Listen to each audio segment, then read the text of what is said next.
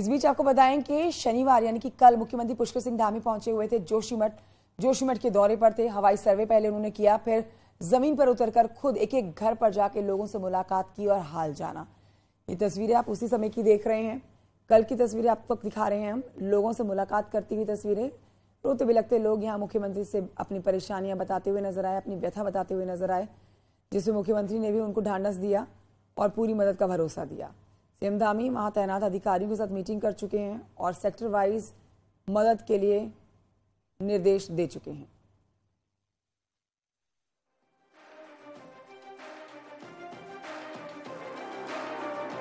और इस पर और जानकारी हमारी सहयोगी भारती सकलानी देंगी, जो कि लाइव हमारे साथ मौजूद है जोशीमठ से। भारती सकलानी, आज हालात कैसे हैं, आज का सुबेरा कैसा हुआ है, इस पर आपसे अपडेट्स लेना चाहेंगे। आपके पीछे महिलाएं देखी जा सकती हैं, भारी संख्या में भीड़ है, ये क्या हलचल आपके पीछे है और इस समय की ताजा अपडेट्स क्या हैं? कंचन, इस वक्त मेरे साथ यहाँ पर वो तमाम लोग हैं जोशीमठ के जो प्रभावित हैं, जिन्होंने कल मुख्यमंत्री के सामने, इनमें से कुछ लोगों ने बात भी रखी थी। इसके अलावा हमारे साथ शंकराचार्य जी भी जुड़ेंगे, उनसे भी हम बातचीत करेंगे, वो भी यहाँ पर मौजूद हैं। और ये तमाम लोग अपनी बात रखने के लिए, अपनी समस्याएं रखने के लिए यहाँ पर आए हुए हैं। लेकिन सबसे पहले हम शुरुआत शंकराचार्य जी से कर लेते हैं, उनसे जान लेते हैं। महाराज जी, आपने देखा किस तरह के हालात जोशीमठ में फिलहाल जो स्थिति बनी हुई है, उसको देखते हुए आप क्या कहेंगे? बहुत ही चिंताजनक स्थिति है। यहाँ के लोगों के प्राण, यहाँ के लोगों के भवन भूमि और साथ ही साथ में यहाँ का जो सर्वस्व है, जो आध्यात्मिक पूंजी है यहाँ की, सब कुछ खतरे में है और बहुत ही गंभीर खतरा सामने दिखाई दे रहा है। महाराज जी, लेकिन क्या लगता है, कल मुख्यमंत्री आए, इसके अलावा टीम गठित कर दी गई है, सर्वे हो रहे हैं, क्या आपको लगता है, क्योंकि आपने भी लोगों को यहाँ पर सुना, लोगों की बातों को सुना, क्या लगता है आपको, क्या किया जाना चाहिए? देखिए, सबसे पहले तो ये होना चाहिए था कि जब से ये दरारें दिखाई दे रही थी, तब से इनका सही अध्ययन होना चाहिए था। जो कुछ हो रहा है, जिस तरह से 500 मकानों में दरारें पड़ गई, जिस तरह से कई मकान गिरने लग गए, मंदिर गिर गया, जिस तरह से और रोज नई नई डेवलपमेंट इस मामले में हो रहे हैं, उसको देखते हुए अब ये जानना सब लोग चाहते हैं कि इसका कारण क्या है। लेकिन अभी तक कोई आधिकारिक रूप से ये बताने के लिए तैयार नहीं है कि ये कारण है और इस कारण से ये हो रहा है।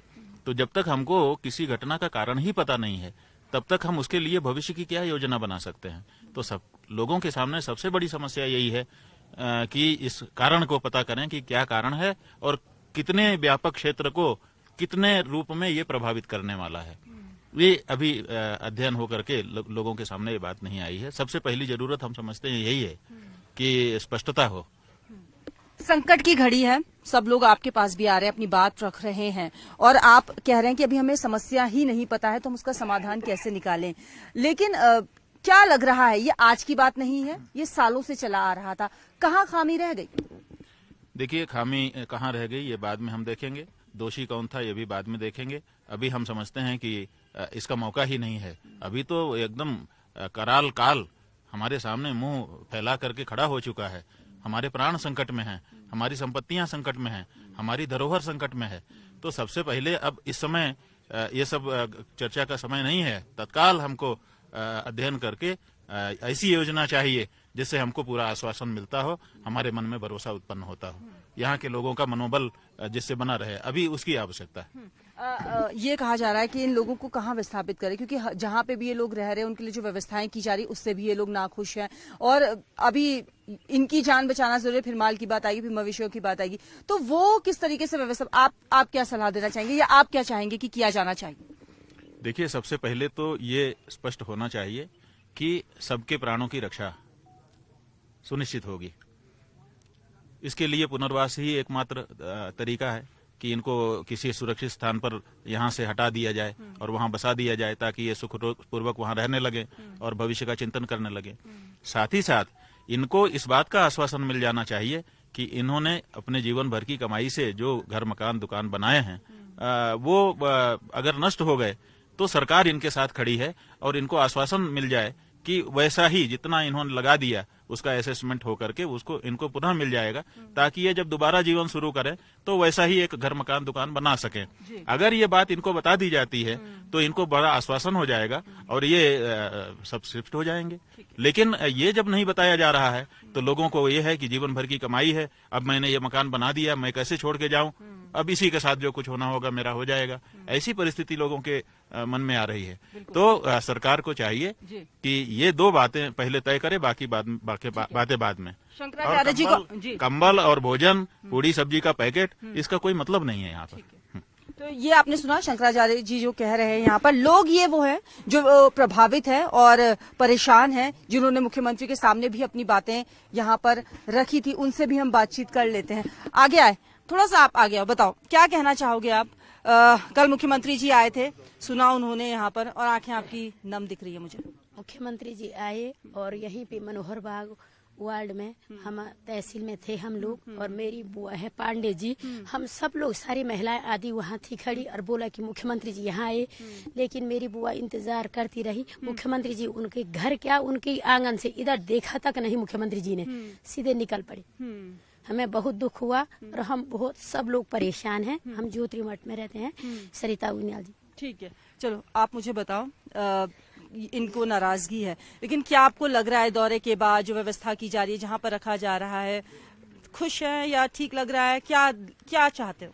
वैसे तो हम वहाँ पे भी ठीक नहीं है, क्योंकि हम वो तो हमारा भविष्य नहीं है वहाँ पे, क्योंकि आज नहीं कल हमको वहाँ पे से भी उठाया जाएगा। हम चाहते हैं हमको पुनर्विस्थापन करने की कोशिश करें, क्योंकि जहाँ पे हमारा ऐसा लगे हमको कि ये हमारा घर है, क्योंकि हम तो किराए के उससे ही जीवित करते हैं अपना जीवन। यहाँ पे हमने जो मकान बना रखा है तो वो किराए के पर्पज से ही बना रखे कि मतलब हमको हमारे बच्चे पढ़ेंगे, जो किराए का वो आएगा, हम अपना जीवन व्यतीत करेंगे। मगर कल जो मुख्यमंत्री जी आए, हम मुख्यमंत्री ने सारे जगह देखा, हम अपने घर दिखाना चाह रहे थे कि हमारे घर किस तरह के टूट रखे हैं। तो जो ये नेता लोग हैं, कांग्रेस बीजेपी कर रहे हैं, इन्होंने हमारे उधर नहीं आने दिया।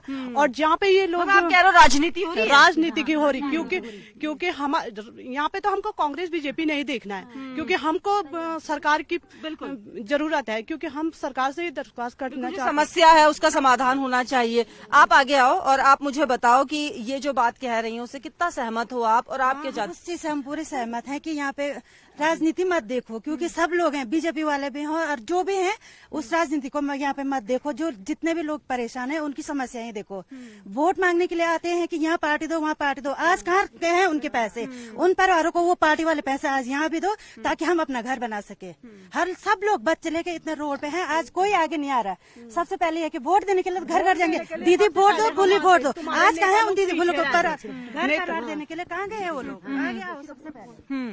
तो आप क्या कह रहे हो? हम भी माउंटेन के नीचे रहते, सर ऊपर से देखा सर लोगों ने, हमने कहा नीचे आ जाओ, वहाँ आए नहीं।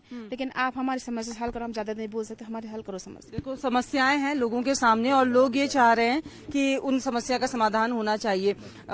मेरे साथ यहाँ पर धर्मगुरु भी जुड़े हुए हैं और तमाम वो लोग भी हैं जो जोशीमठ में रहते हैं, यहाँ की समस्याओं को समझ रहे हैं।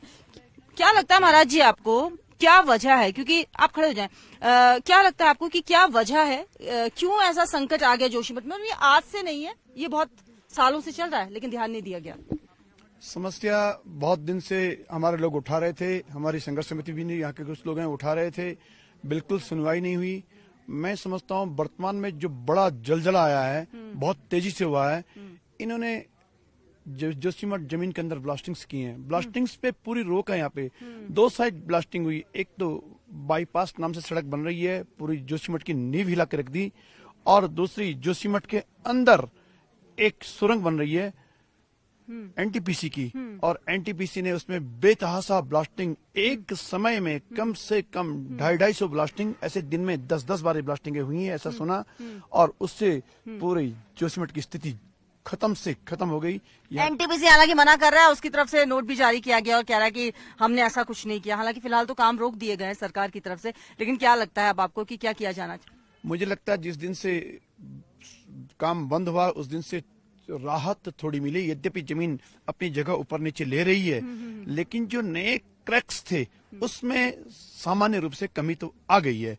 तो मेरा पूरा अंदेशा है, कारण एनटीपीसी है, शेष लोग जांच करेंगे, देखेंगे, रिजल्ट सामने अभी इंतजार किया जा रहा है कि आखिरकार क्या वजह है, लेकिन इस पर मुद्दे पर राजनीति नहीं होनी चाहिए। और राजनीतिक दलों से जुड़े हुए लोग भी मेरे साथ इस वक्त मौजूद है। राजेंद्र भंडारी जी, क्या लगता है, लोग देखिए कह रहे हैं कि राजनीति हो रही है, कांग्रेस बीजेपी हो रहा है यहाँ पर, आप क्या सोचते हैं, अब सरकार को क्या कदम उठाने की जरूरत है?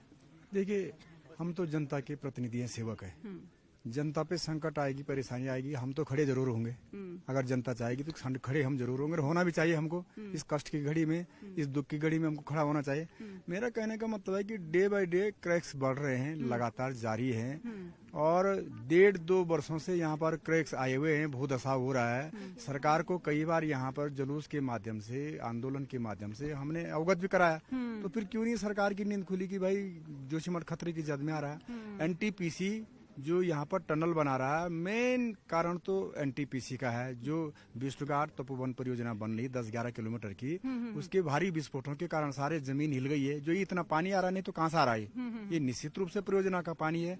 तो हमारी ये मांग है कि भाई सरकार तत्काल विस्थापन रिहेबिलिटेट करे और लोगों को सुरक्षित स्थानों पर रखे और वन टाइम सेटलमेंट करे। ठीक है, वन टाइम सेटलमेंट की बात की जा रही है और ये लोग भी तमाम यही बात कहते हुए नजर आ रहे हैं। कुछ और लोग भी मौजूद हैं, उनसे हम बात कर लेते हैं। आप मुझे बताइए, कल मैंने आपका घर देखा, पूरी तरह से क्षतिग्रस्त हो रखा है। आपने कल देखा, सबने देखा, मेरा हमारा घर सबने देखा, पर मुझे सबसे पहले यही शिकायत है, हमको कल बहुत भ्रमित किए गए। मैं हम गरीब लोग हैं, गरीब हैं, हम सब कुछ करके वो घर जोड़, सबसे पहले मनोहर बाग में हमारा घर गया है, हम ही घर से बेघर हो रहे। अभी तो लोग सब अपने घरों में हैं, पर ये है कि कल जो हमको भ्रमित किया गया, मुख्यमंत्री जी से यही वो करती मैं, आपने गरीबों की नहीं सुनी, आपने पूछा नहीं कि सबसे पहले हमें कहा गया कि सबसे पहले मनोहर बाग में ये घर गया है। एक एक के घर में जाना तो संभव ही नहीं है, इतने सारे परिवार हैं। मनोहर बाग में सब हमको कहा गया सबसे पहले तुम्हारे घर में आएंगे,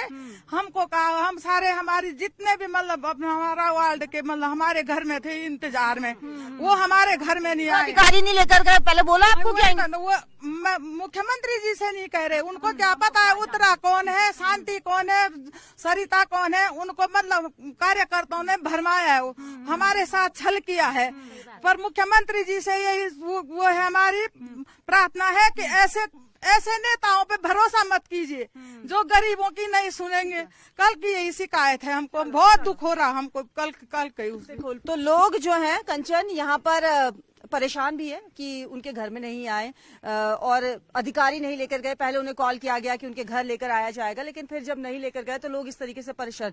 ठीक है, एक महिला मेरे साथ और मौजूद हैं, उनसे हम बात करेंगे। कल मुख्यमंत्री जी जब आए, आप उनके पैरों में गिर गए, मैंने देखा, खूब रोए आप। क्या कहना चाहोगे अब आप, क्योंकि इतने परेशान हो, 2-3 दिन से तो मैं भी देख रही हूँ, अब क्या मान? सबसे पहले मैं मुख्यमंत्री जी का सबसे धन्यवाद करना चाहती हूँ। उन्होंने हमारी आवाज सुनी, वो यहाँ तक पहुँचे, भले वो हमारे घर तक नहीं पहुँचे, कोई बात नहीं, मैं उनकी प्रॉब्लम समझती हूँ। हर किसी के घर में नहीं जा सकते हैं, पर एक बार दूर से तो देख सकते हैं हमारे घर। यहाँ के नेता राजनीति ज्यादा कर रहे हैं। उन्होंने जब वो नीचे रोड में आए तो यहाँ के नेताओं ने वहाँ पे गाड़ी लगा दी और सीधा उनको गांधी पिटाने का आदेश दिया। फिर मैं उनके पैरों में रोई, उनको मैंने ऐसे करके धकेला भी, मैंने कहा नीचे चलो, हमारे घर की कंडीशन देखो, फिर भी उन्होंने हमारी नहीं सुनी। पर मैं धन्यवाद करना चाहती हूँ सबसे पहले उनका कि कोई बात नहीं, वो हमको नगर पालिका में आए, उन्होंने हमारी प्रॉब्लम समझी। मैं कुछ नहीं बोल रही। कुछ असर हुआ जहाँ पर आप रह रहे थे? आप कह रहे थे एक कमरे में आपको रखा गया है, खाने पीने के लिए दिक्कतें आ रही, कुछ हुआ असर? अधिकारी कुछ आए आप लोगों के पास? आए तो थे, हमें वो खाना पीना नहीं चाहिए। पहले हमारा आज के बारे में मत सोचो, हमारे कल के बारे में सोचो, हमारे भविष्य के बारे में सोचो, ऐसे राजनीति करना बंद करो। राजनीति नहीं होनी चाहिए। छोटे छोटे बच्चों के साथ आप देख रहे हैं, इतना छोटा इनका बच्चा है और पिछले 3-4 दिन से ठंड के मौसम में इस बच्चे के साथ रहना कितना मुश्किल होगा, कितनी दिक्कतें वहाँ पर आ रही हैं। और लोग भी हैं, ये बताओ आप क्या कहना चाहोगे? मैंने देखा आप भी बड़ी मुश्किल घड़ी में रह रहे हो। घड़ी में रही, मैं जा नहीं पाई। मंत्री जी हमारे यहाँ जाने को इच्छुक थे, लेकिन रास्ते में रोक दिया गया। बहू ने पाँव में भी पड़ी तो तभी भी उन्होंने नहीं सुनी, जबरदस्ती गाड़ी में खींचा। मैंने बोल दिया था इनको कि मैं आऊंगी, लेकिन मैं बच्ची को रखी थी, फील्ड में बैठी हूँ, मैं कैसे जाती। ठीक है, मेरी देखो हर आंख में यहाँ पर आंसू है, ये इनकी आंखें भी नम है, आपका भी घर जो है वो पूरा आ गया। कितने दिन हुए, पहले से नहीं हो रहा था, कब से ये होने लगा और कब इतना बड़ा नुकसान? पहले पांडे जी का घर हुआ, तब उसके बाद बगल संतोष का घर, फिर बगल वालों का, फिर हमारा सबका हो रहा है। क्या बताए, सब परेशान है। सब हर आंख यहाँ पर नम है, हर आंख में यहाँ पर आंसू है और ये तमाम वो लोग जो परेशान हैं यहाँ पर और चाहते हैं कि वन टाइम सेटलमेंट इनके लिए कर दिया जाए, इस बात को लेकर इन लोगों की आंखों में नम है। आप भी बेहद परेशान है। पिछले 3-4 दिन से जिस जगह पर आपको रखा गया है, एक ही परिवार में सब लोग रह रहे हैं और आप बता भी रही थी कि कितनी मुश्किलें वहां पर आ रही हैं। अब क्या लग रहा है, जो स्थिति बनी हुई है इतने दिनों से, क्या लग रहा है, कुछ हालात सुधरेंगे? हमको ऐसा लगा कि कल माननीय मुख्यमंत्री जी यहाँ पे आएंगे और हमारी सुनेंगे, पर हमें बहुत बुरा लगा। ये मतलब विपक्ष लोगों ने हमारे साथ बहुत मतलब गलत काम किया और हम वहाँ पे उनको नीचे ले जा रहे थे, उस लोगों ने हमको लाने नहीं दिया। ये मतलब माननीय मुख्यमंत्री जी को हम कहते हैं कि आपने हमारे साथ बहुत गलत किया है।